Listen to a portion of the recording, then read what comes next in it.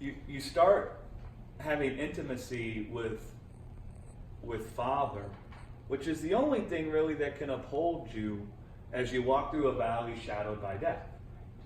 Right?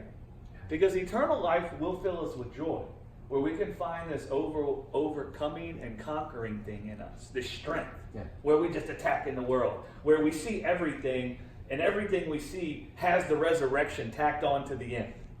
Right? Like I got a video editing software, and you can put things in, and then you can tack on a thing at the end. Right.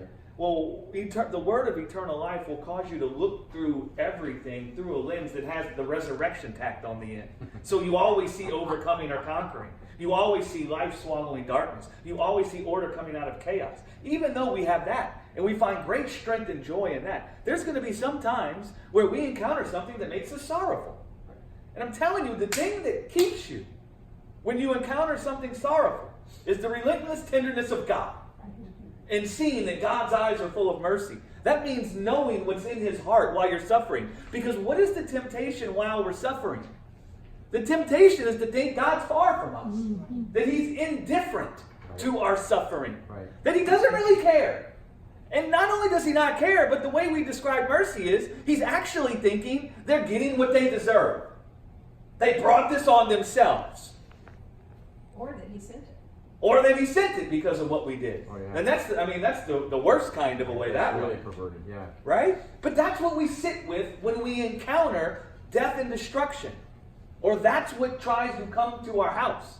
Now, when you know that God's eyes are full of mercy, and you know the God that I just described, that thought will be sent away from you when it comes. And you'll find yourself embraced by God. Yeah. And listen, if you struggle to find the words, when you're in that moment, if you struggle to connect with the words, play that freaking video. It's 9 minutes, man. Do you know how many times I've watched that video? And it ain't like I don't know that. And it ain't like I'm at a loss for words. I play that video when I'm freaking happy. And it brings me to tears every time. Right? So I'm going to Houston. I'm going to preach about mercy. And so I was like, well, just listen.